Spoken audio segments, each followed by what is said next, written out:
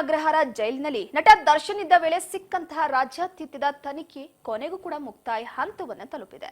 ಸದ್ಯ ವಿಶೇಷ ಸವಲತ್ತುಗಳ ಜಾಡು ಹಿಡಿದಂತ ಖಾಕಿಗೆ ರಾಜ್ಯಾದ್ಯಂತದ ಪಿನ್ ಟು ಪಿನ್ ಸಾಕ್ಷಿ ದೊರೆತಿದ್ದು, ಇದರ ಹೊರತಾಗಿ ಜೈಲಿನಲ್ಲಿ ಸಿಗುವ ಮದ್ಯದ ಬಾಟಲ್ಗಳ ಮತ್ತೊಂದು ಕಹಾನಿ ಬೆಳಕಿಗೆ ಬಂದಿದೆ. ಜೈಲಿನೊಳಗೆ ದರ್ಶನ್ಗೆ ಸಿಕ್ಕ ರಾಜ್ಯಾತಿಥ್ಯ ಸಂಬಂಧ ದಾಖಲಾದಂತ 2 ಎಫ್ಐಆರ್ಗಳ ತನಿಖೆ ಬಹುತೇಕ ಪೂರ್ಣಗೊಂಡಿದೆ. ಎಲೆಕ್ಟ್ರಾನಿಕ್ ಸಿಟಿ ಉಪವಿಭಾಗದ ಪೊಲೀಸರು ನಡೆಸಿದಂತಹ ತನಿಖೆ ವೇಳೆ ರಾಜ್ಯಾತಿಥ್ಯದ ಮಹತ್ವದ ಸಾಕ್ಷಿಗಳು ಲಭ್ಯವಾಗಿವೆ. ಜೊತೆಗೆ ಇದಕ್ಕೆ ಕಾರಾಗೃಹದ ಸಿಬ್ಬಂದಿ ಸಹಕರಿಸಿರುವ ಸಂಗತಿ ಸಹ ಬಯಲಾಗಿದೆ. ಹೀಗಾಗಿ ಈ ಎಲ್ಲಾ ಮಾಹಿತಿಗಳನ್ನ ಆರೋಪ ಪಟ್ಟಿಯಲ್ಲಿ ಸೇರಿಸಿರುವಂತಹ ಪೊಲೀಸರು ಕೋರ್ಟ್ಗೆ ಚಾರ್ಜ್ ಶೀಟ್ ಸಲ್ಲಿಸುವ ತಯಾರಿಯಲ್ಲಿದ್ದಾರೆ. ಇನ್ನು ಜೈಲಿನ ಒಳಗಡೆ ದರ್ಶನ್ ರೌಂಡ್ ಟೇಬಲ್ ನಲ್ಲಿ ಟೀ ಪಾರ್ಟಿ ಮಾಡಿದ್ದು, ಜೈಲಿನೊಳಗೆ ಹೊರಗಿನ ವ್ಯಕ್ತಿ ಜೊತೆ ವಿಡಿಯೋ ಕಾಲ್ ಸಂಭಾಷಣೆ ಮಾಡಿದ್ದು, ಈ ಎರಡೂ ಪ್ರಕರಣ ಸಂಬಂಧ ತನಿಖೆ ಕೈಗೊಂಡ ಪೊಲೀಸರು ವಿಸ್ತೃತ ಆರೋಪ ಪಟ್ಟಿಯನ್ನು ತಯಾರಿಸಿದ್ದಾರೆ. ಇದಲ್ಲದೆ ಈ ಆರೋಪ ಪಟ್ಟಿ ಅಂತಿಮ ಹಂತದ ತಯಾರಿಯಲ್ಲಿದ್ದು, ಪೊಲೀಸರು ಅಂತಿಮ ಪರಾಮರ್ಶೆಗೆಂದು ಕಾನೂನು ತಜ್ಞರ ಮೊರೆ ಹೋಗಿದ್ದಾರೆ. ಈ ಮೂಲಕ ಕಾನೂನು ತಜ್ಞರ ಅಭಿಪ್ರಾಯ ಪಡೆದು ಶೀಘ್ರದಲ್ಲೇ ಚಾರ್ಜ್ ಶೀಟ್ ಕೂಡ ಸಲ್ಲಿಸಲಿದ್ದಾರೆ. ಪರಪ್ಪನ ಅಗ್ರಹಾರ ಜೈಲಿನಲ್ಲಿ ದರ್ಶನ್ಗೆ ಸಿಕ್ಕಿದ ರಾಜ್ಯಾತಿಥ್ಯ ತನಿಖೆ ಕೈಗೊಂಡಿದ್ದ ಪೊಲೀಸರಿಗೆ ಹೊಸದೊಂದು ಸಂಗತಿ ಈಗ ಬೆಳಕಿಗೆ ಬಂದಿರುವಂತದ್ದು. ಜೈಲಿನಲ್ಲಿರುವಂತಹ ಕೆಲ ರೌಡಿಗಳಿಗೆ ಕಾಸ್ಟ್ಲಿ ಡ್ರಿಂಕ್ಸ್ ಸರಬರಾಜು ಆಗ್ತಿದೆಯಂತೆ. ಅದು 3 ಹಂತಗಳಲ್ಲಿ ಹೊರಗಿನಿಂದ ಜೈಲಿನೊಳಗೆ ಮದ್ಯ ತಲುಪ್ತಾ ಇದೆಯಂತೆ. ಮದ್ಯದ ಬಾಟಲ್ನ ಅಸಲಿ ಬೆಲೆ 2,000 ರೂಪಾಯಿ ಇದ್ರೆ ಅದನ್ನ ಜೈಲಿನೊಳಗೆ ಕೊಡೋದಕ್ಕೆ 25,000 ರೂಪಾಯಿಯನ್ನ ನೀಡಲಾಗ್ತಿದೆ ಅಂತ ಹೇಳಲಾಗ್ತಿದೆ.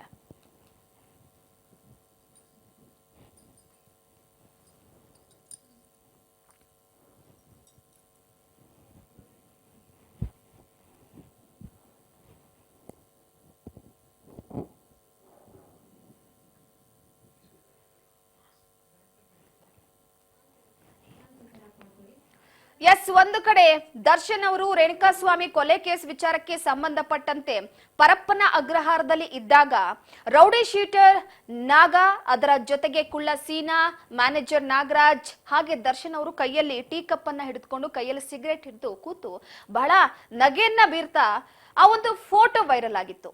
ಆ ಸಂಬಂಧ ಪೊಲೀಸರು ಕೂಡ ತನಿಖೆಯನ್ನ ನಡೆಸೋದಕ್ಕೆ ಮುಂದಾಗಿದ್ರು. ಜೈಲಿನೊಳಗೆ ಈ ರೀತಿಯಾದಂತಹ ರಾಜ್ಯಾತಿಥ್ಯ ಸಿಗ್ತಾ ಇದೆಯಾ, ಕೊಲೆ ಆರೋಪಿಗಳು ಅದರ ಜೊತೆಗೆ ರೌಡಿ ಶೀಟರ್ಗಳೆಲ್ಲ ಕೂಡ ಒಂದ್ ಕಡೆ ಕುತ್ಕೊಂಡು ರೌಂಡ್ ಟೇಬಲ್ ಪಾರ್ಟಿ ಮಾಡ್ತಿರುವಂತದ್ದು ಸಾಕಷ್ಟು ಚರ್ಚೆಗೆ ಗ್ರಾಸವಾಗಿತ್ತು. ಕೆಲವೊಂದಿಷ್ಟು ಅಧಿಕಾರಿಗಳನ್ನ ಕೂಡ ಅಮಾನತು ಮಾಡಲಾಗಿತ್ತು. ಸೊ ಎಲ್ಲೋ ಒಂದು ಕಡೆ ದರ್ಶನ್ ಅವರನ್ನ ಇದೇ ವಿಚಾರಕ್ಕೆ ಸಂಬಂಧಪಟ್ಟಂತೆ ಬಳ್ಳಾರಿ ಜೈಲಿಗೆ ಶಿಫ್ಟ್ ಮಾಡಲಾಗಿತ್ತು. ಇನ್ನೊಂದು ಕಡೆ ವಿಲ್ಸನ್ ಗಾರ್ಡನ್ ನಾಗ, ಅದರ ಜೊತೆಗೆ ಕುಳ್ಳ ಸೀನಾ, ಇವರಿಬ್ರು ಕೂಡ ಒಂದು ಕಡೆ ಕೊಲೆ ಕೇಸ್ ಹಾಗೆ ಆಫ್ ಮರ್ಡರ್, ಕಳ್ಳತನ ಈ ವಿಚಾರಕ್ಕೆ ಸಂಬಂಧಪಟ್ಟಂತೆ ಜೈಲು ಸೇರಿರುವಂತವ್ರು.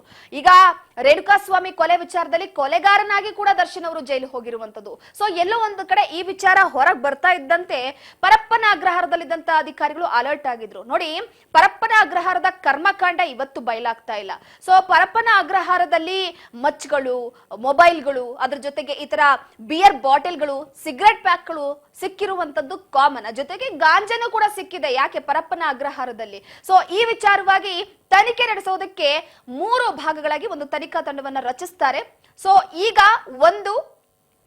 ಅಲ್ಲಿ ಸದ್ಯಕ್ಕೆ ಮದ್ಯದ ಬಾಟಲ್ ಸಿಕ್ಕಿರುವ ವಿಚಾರಕ್ಕೆ ಸಂಬಂಧಪಟ್ಟಂತೆ ಹೊರಗೆ 2,000 ರೂಪಾಯಿ ಇದ್ರೆ ಅದನ್ನ ಜೈಲಿನೊಳಗೆ 25,000 ರೂಪಾಯಿ, ಕಾಸ್ಟ್ಲಿ ಡ್ರಿಂಕ್ ಬೇಕು ಅಂದ್ರೆ 25,000 ರೂಪಾಯಿ. ಅದು ಜೈಲಾಧಿಕಾರಿಗಳು ತಂದು ಕೊಡ್ತಾರೋ ಅಥವಾ ಬೇರೆಯವ್ರು ತಂದು ಕೊಡ್ತಾರೋ ಗೊತ್ತಿಲ್ಲ. ತನಿಖೆ ವಿಚಾರಕ್ಕೆ ಈಗ ಚಾರ್ಜ್ ಶೀಟ್ ಸಲ್ಲಿಕೆ ಮಾಡೋದಕ್ಕೆ ಮುಂದಾಗಿದ್ದಾರೆ. ಕಾನೂನು ತಜ್ಞರ ಮೊರೆ ಹೋಗಿದ್ದಾರೆ. ಕಾನೂನು ತಜ್ಞರು ಏನ್ ಹೇಳ್ತಾರೆ ಅದಾದ ನಂತರವಾಗಿ ಈಗ ಕ್ಲೈಮ್ಯಾಕ್ಸ್ ಹಂತಕ್ಕೆ ಬಂದು ತಲುಪಿದೆ. ದರ್ಶನ್ ಅವರು ಜಾಮೀನು ಪಡೆಯೋದಕ್ಕೆ ಸಾಕಷ್ಟು ಪ್ರಯತ್ನ ಪಡ್ತಿದ್ದಾರೆ. ಅವರಿಗೆ ದಿನದಿಂದ ದಿನ ಕೇಸ್ ಬಹಳ ಸ್ಟ್ರಾಂಗ್ ಆಗಿ ಹೋಗ್ತಾ ಇದೆ. ಮೊದಲ ಹಂತದ ಪ್ರಾಥಮಿಕ ತನಿಖೆಯ ಚಾರ್ಜ್ ಶೀಟ್ ಅನ್ನ ಪೊಲೀಸರು ಸಲ್ಲಿಸಿದ್ದಾರೆ, 3,992 ಪುಟಗಳನ್ನ. ಅದಾದ ಮೇಲೆ ಈಗ ನೋಡಿ, 2ನೇ ಹಂತದ ಚಾರ್ಜ್ ಶೀಟ್ ವಿಚಾರವಾಗಿ ಕೂಡ ಮಾತುಗಳು ಬರ್ತಾ ಇತ್ತು. ಆದ್ರೆ ಎಲ್ಲೋ ಒಂದು ಕಡೆ ಪರಪ್ಪನ ಅಗ್ರಹಾರದ ರಾಜ್ಯಾತೀತದ ವಿಚಾರವಾಗಿ ಕೂಡ ಇಲ್ಲಿ ದರ್ಶನ್ ಅವರು ಒಂದ್ಸತಿ ಇಕ್ಕಳಕ್ಕೆ ಸಿಕ್ಕ ಹಾಕೊಳ್ಳೋ ಎಲ್ಲ ಲಕ್ಷಣಗಳು ಕೂಡ ಕಾಣ್ತಾ ಇದೆ.